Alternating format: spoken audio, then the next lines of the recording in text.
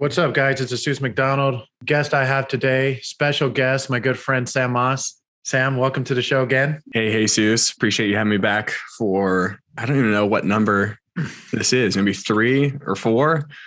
Either way. I think it's like 2 or 3. Yeah. We've done a couple of them. I had somebody on my show earlier today and they said, wow, you're on podcast number 120 something. And I'm like, I didn't even know that. I'm like, that's awesome. I just keep going and going. I'm like, I didn't even know I was over 100. So that's pretty awesome. But yes, I'm happy to have you, especially with the new brand, Mastering B2B Marketing podcast. I wanted to bring you on specifically to talk a little bit about podcasting and LinkedIn, because I know from just watching you on LinkedIn in my feed, you're totally upping your game when it comes to the LinkedIn content. I see the images, I see the videos and everything, and wanted to touch on that a little bit. What is your exact podcast process? Exact podcast process. So we bring on guests to our show. So primarily CMOs, VPs, and directors of marketing, to share their insights on the industry with our audience and their peers. So once we record, we put the podcast up. We use Anchor, throw it up on Anchor, add an intro, outro to it. Don't do a ton of editing. And then it's a podcast, right? But when we're on Zoom, that's where we record. We record the video and the audio. And then we go in and we chop up the video to like micro clips. And then we distribute that content on LinkedIn, because if we were to take the link to our podcast and put that in a post and say, hey, go listen, no one's really going to click on that.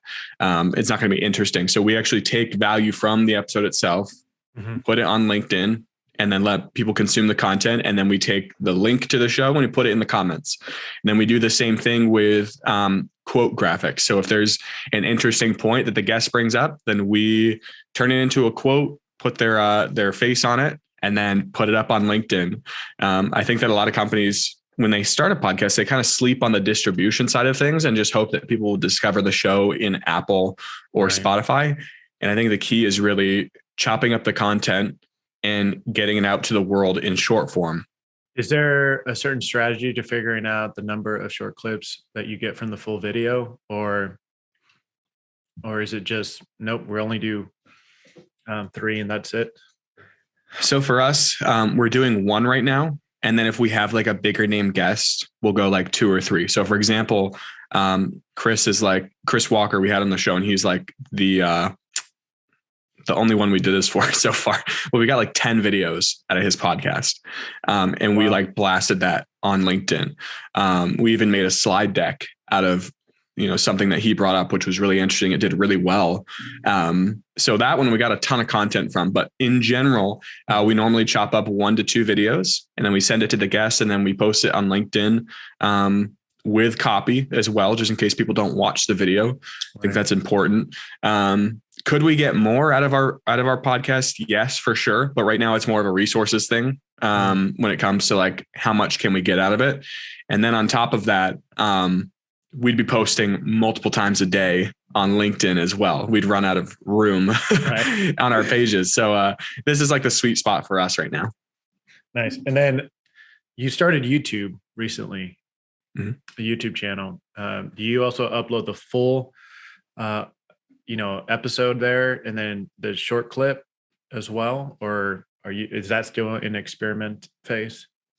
So it's in the experimental phase for sure. If you were to go look at our YouTube right now, it has just a few videos up because we have like this library that we have to get onto the channel.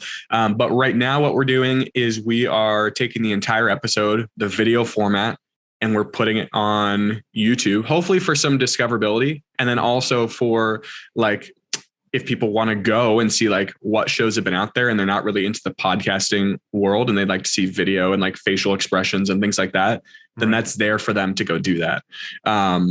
Again, very, very early stages. When it comes to like the shorter clips though, one thing that does have a lot of reach that we will be trying out eventually are YouTube shorts. The organic potential that you have with that, just because YouTube, it's new to YouTube and YouTube's going to prioritize it because it's new and they want people to use it. You might be able to get some some good reach out of that. So we'll try it out soon, but we haven't done that yet. Yeah, that's nice. Are you guys also going to experiment with TikTok and Instagram at all, or just with TikTok eventually in the future? So Instagram, we haven't done anything with. The platform overall is extremely mature, but there's like a catch. They have Instagram Reels now, which is extremely prioritized by Instagram because it's a new feature and they want to pull people off TikTok to Instagram. So you get a ton of organic reach with Instagram Reels. So like, even though the platform as a whole is mature and you don't get a lot of reach, that sector or that like function of Instagram could build a page massively. So that's really interesting, even though we haven't tried it. Yeah. As for TikTok, honestly, all I've pretty much done is use like their video editor and their music and made a couple like marketing videos and then saved it and then put it on LinkedIn because that's where I have an audience. And I've posted on TikTok those videos, and they don't do super well by any means, but it is interesting to know that like more marketers are going to be on there and are on there consuming content, because when I post on LinkedIn, the TikTok video, it does like really well. And then people are like, oh, I didn't know there was a marketing side of TikTok. I'm already on it. I'll have to go like follow you. So it's funny to think about, but eventually that's where everyone will be, whether Instagram Reels kind of takes over TikTok, kind of like they did Snapchat, and now no one really uses Snapchat. Right. Either way, people are going to be on Instagram doing that, or they're going to be on TikTok. So it's something to keep in mind. Totally. The other question I was going to ask you is content strategy. So what's your mindset? What's your content strategy when it comes to LinkedIn? Because there's a lot of people that want to know specifically, what's a good time to post? How often should I post on LinkedIn? So thought I'd just ask you directly. Yeah. So right now my page specifically is a combination of content that we get from our podcasts. So one graphic, one video, normally in the beginning of the week and the end of the week is when I would post those. And that gives me 3 to 4 days for the rest of the week. Like business days is typically what I'm posting right now, to create my own content. A lot of it's written. Eventually we have done this in the past, but we need to get like, again, our library like edited, but I can post a video from, for example, this podcast, a clip from here. We've done graphics of things that I've said in past posts, and those take off. But as for the content strategy, in the beginning of the week, it's a post about the podcast. Middle of the week, it's like my marketing content that I, think will help marketers. And then at the end of the week, it's, one final post about the podcast episode of the week.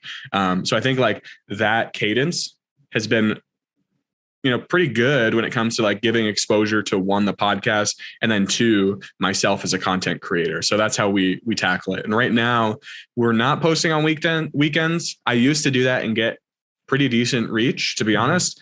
And then the summer happened and like no one was on LinkedIn during the summer. So I just stopped, and I haven't picked it up again yet, but I kind of enjoy having the weekends off when it comes to posting, but who knows? I mean, I see a lot of people posting and doing well. I just need a breather. Now, do you have certain themes, topics that you enjoy talking about specifically on LinkedIn? I'm just curious to know what the approach is when it comes to the type of content you're going to write. Mm-hmm. So what I do is I pick a main topic, right? So for me, that's like marketing or B2B marketing. And then from there, I have like subcategories. Mm-hmm. So I have, love to talk about brand and like how to build a brand. Love to talk about content and content strategy. And then on top of that, I enjoy talking about websites and website strategy. So those are like all under the marketing umbrella, but like it gives you some nuances to be like, oh, what do I want to talk about today? And then you don't have this huge, broad spectrum of content. It's actually more niche. So that's how I look at it. It's been really helpful to kind of stay in a couple of lanes and then one main lane as like, marketing as a whole. What's your favorite type of content to post? That would probably be a text post. Really? I think. Yeah. I mean, you can just like throw it up really easily. But however, though, I've really enjoyed like putting some thought into like a graphic that portrays something. So for example, I threw up a graphic earlier this week. It was like branding versus brand, and like what branding is and then what brand is. And I put a line down the middle and like did like a listicle. So you could see like the differences, and it took off and a lot of people enjoyed it. And that was like really cool from a content creator standpoint to be like, the visual aspect of it is just as important as the content, because it was a thumb stopper. They could see it in the feed, get the visuals. There was like some emojis on it and stuff like that, or some icons. And that was really fun to put together. So I don't know, it takes a little bit longer to do that, but that's a fun medium as well. And you currently have that post, right, that you worked on your LinkedIn profile. Yeah. You can go look at it. I'll probably put it in the feed. It's not in the featured, but I'll do that today. That's a good idea.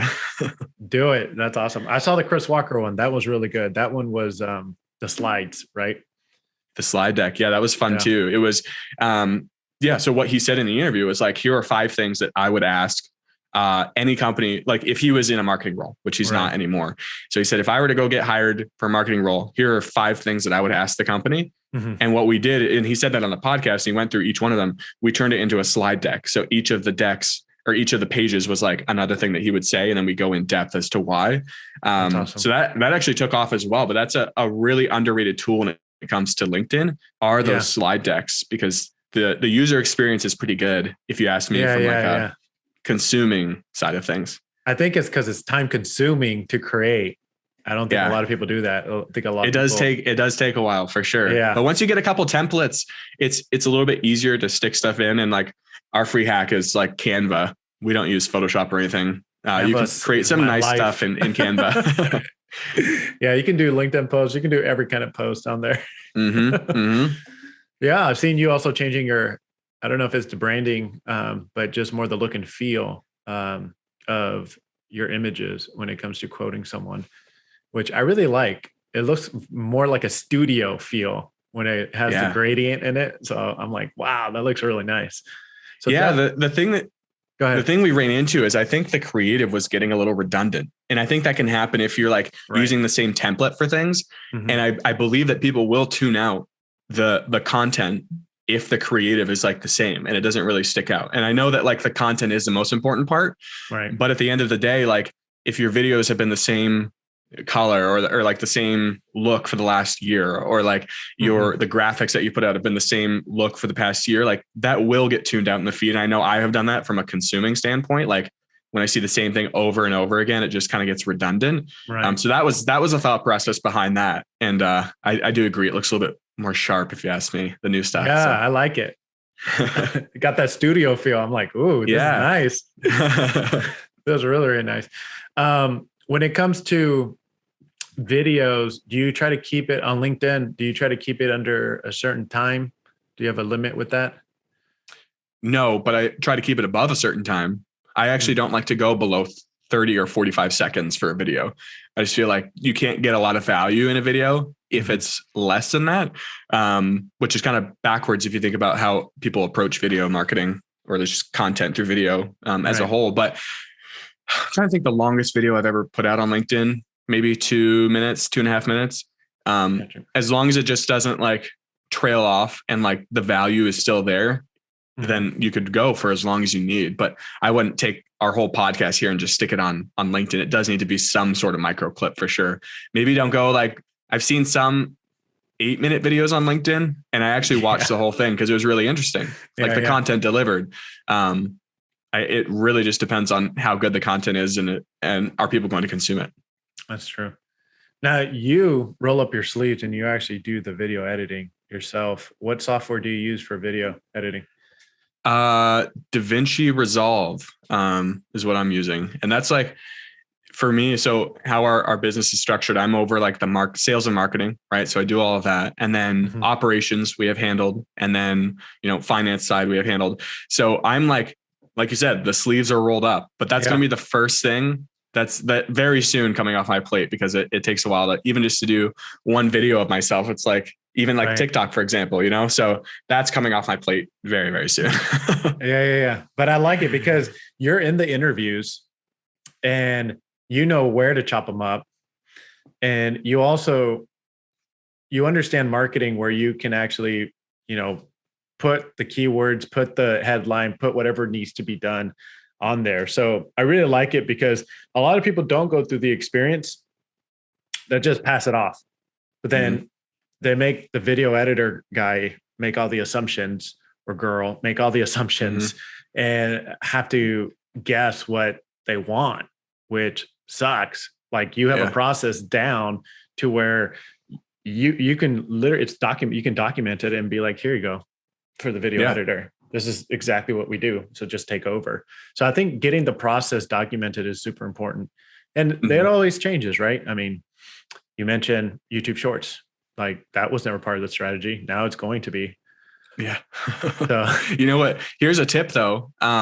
So for me, when it comes to like, I do the interviews, right? And then instead of sitting through a 45-minute interview and trying to scroll through and find an interesting point, if you're proactive during the interview to like take notes and be like, good clip, 14 minutes in, that's what I'm writing. I'm just writing stuff. And then I throw it in a Google Doc with like the questions, so that like whoever's editing, whether it's me or if we get someone to edit to go in and do the video, like they can go in and look at the notes that I took during the interview, and it can say 14 minutes in, great clip about brand. 19 minutes in, awesome clip about website strategy, whatever it may be. And that's a huge time saver. So just like be proactive to do that and like intentional, and you're going to save yourself hours and your team hours of time. Totally. Now, I want to do also a little shout out to your podcast, and want you to go ahead and touch a little bit about it too, because people that tune into the show, they're either watching or listening to this, and they're also B2B marketing professionals, and you offer a B2B marketing podcast as well. So, and I know these professionals are always looking for other podcast names to subscribe and listen to get some valuable information from. So go ahead and insert it. Let's hear it. Yeah, the show is called B2B Made Simple. And like you mentioned, we do have pretty similar audiences, which is cool. So if you enjoy marketing, and even if it's not B2B marketing, marketing principles are the same, whether it's B2C, B2G, B2D, B2B, whatever you might, I don't even think B2D is one, but whatever it might be, marketing principles apply. So that's what we talk about on our show. And, would be happy for anybody to come over and take a look. Yeah. So listen. How did you get started with the podcast? And then I'm sure you also went through a rebrand. So you want to touch a little bit about that? Yeah. So the podcast has been going on for about 2.5 years, maybe 2.5 years. It was originally called Small Business Made Simple. And the whole reason behind it was a business strategy to create content for our ideal customers. So what we do is website development, and we used to do that for small businesses. And then we started moving upstream to B2B SaaS. And we took the podcast with it and rebranded and turned it into a marketing podcast instead of a business strategy podcast. To further like help and bring education and value to our new ideal customers, which is the B2B SaaS world. So that was the strategy behind it, and it's worked. I mean, we're sitting in sales calls now, and people are like, "Yeah, I listened to your podcast. That's kind of why we're here today." It's like really cool to know that like they're listening. Right. And I've had people tell me like, it's nothing new on a Zoom call when we're talking about a website project, because they actually know me from our podcast. It's really interesting how that works. Right. Now, how many episodes deep are you in? The number on the thing says like 170, but there's like a bunch of like around there, but there's a bunch of episodes that weren't really numbered. So maybe 200, 210, I don't know, somewhere around there. Does that matter to you? Not really, but it is like good to have a bunch, because more people like see it, and they see you as more of a credible show. So like once you get up past 50, I think that people are like, oh, like this is like something that's going to continue and has been going for a while. Do you also check podcast analytics, or do you care about the podcast analytics? Yeah, I overly care about them, to be honest. Unfortunately, like that doesn't really mean too much. But like audience growth is important to me for sure. And we're not like a massive show. We don't have a massive audience by any means, but I could probably do better with like taking a week off without looking at them, but it's just like fun to me. It's like my baby. So it is fun to look at. It's like the stock market. Yeah. Hopefully it doesn't crash.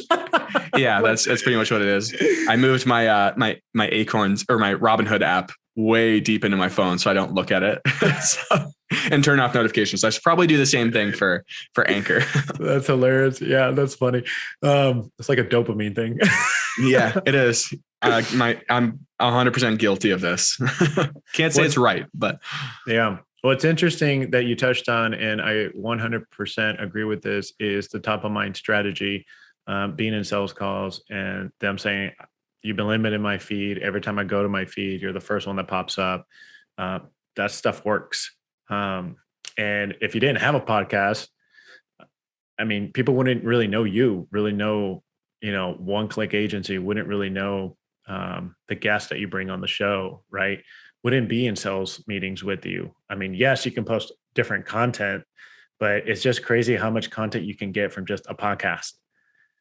And it's crazy that a lot of B2B companies don't have a podcast show still, and don't see value in it, or they're on the fence, but are too focused on, is this going to bring us ROI, but don't really understand the top of mind strategy approach.